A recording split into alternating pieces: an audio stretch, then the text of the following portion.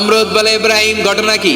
আমি ছাড়া এই বাবেল নগরীতে কোন রব আছে বলে তুমি শুনি নাই, তুমি আবার কোন রব পাইলা? সেদিন ইব্রাহিম বলে রাব্বি আল্লাযী ইউহয়ী ওয়া ইউমীত, আমার রব এমন রব যিনি জীবন দেয় মরণ দেয়। নমরুদ বলে তাই, তোমার আল্লাহ জীবন দেয় মরণ দেয়? আনা উহয়ী ওয়া উমীত, আমিও তো জীবন দেই মরণ দেই। সেদিন ইব্রাহিম বলে তাই, তুমিও জীবন দাও তুমিও মরণ দাও, তাহলে দেখাও তো কি করে জীবন দাও। নমরুদ জেলখানার কয়েদিকে ধরে নিয়ে আসছে, ফাঁসির আসামি ধরে এনে ধারালো একটা ছুরি দিয়ে দুইটা আসামিকে ধরে আনছে। আইনা প্রথম আসামিটার পেটের ভেতরে ধারালো ছুরি দিয়ে ধা করে পেটের ভেতরে ছুরি ঢুকায় দিচ্ছে। মুহূর্তের মধ্যে ফিনকি দিয়ে রক্ত বেরোতে শুরু করেছে। লোকটা জামিনে পড়ে ছটফট করতে করতে করতে দুনিয়া থেকে শেষ। তারপর ছুরিটা পেট থেকে বের করে দ্বিতীয় আসামির পেটের মধ্যে ধা করে ঢুকায় দিতে যাবে, থেমে গেলেন, না তোরে মারবো না, এটারে মাইরা ওটারে মৃত্যু দিলাম, তোরে আমি জীবন দিলাম।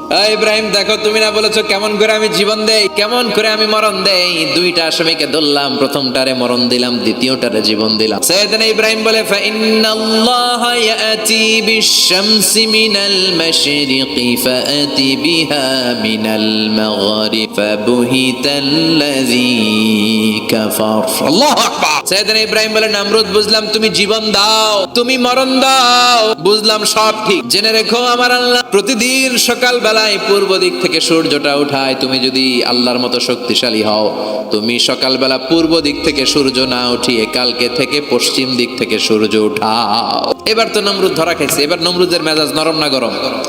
কারণ তর্কে হেরে গেছে, মেজাজ আছে না নাই?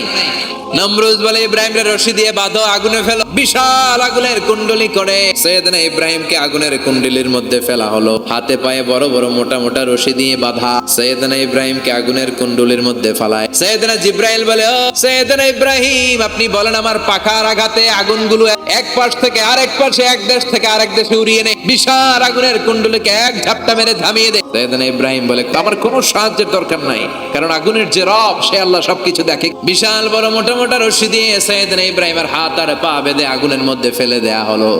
মুহূর্তের মধ্যে আগুনগুলো দাউ দাউ করে জ্বলতে শুরু করলো। হাতের রশিগুলো পায়ের রশিগুলো মুহূর্তের মধ্যে জ্বালিয়ে দেয়। বিশাল বড় বড় তক্তা জ্বালিয়ে দেয়, লাকড়ি জ্বালিয়ে দেয়, কিন্তু সাইয়েদনা ইব্রাহিমের একটা পশমও জ্বালায় না।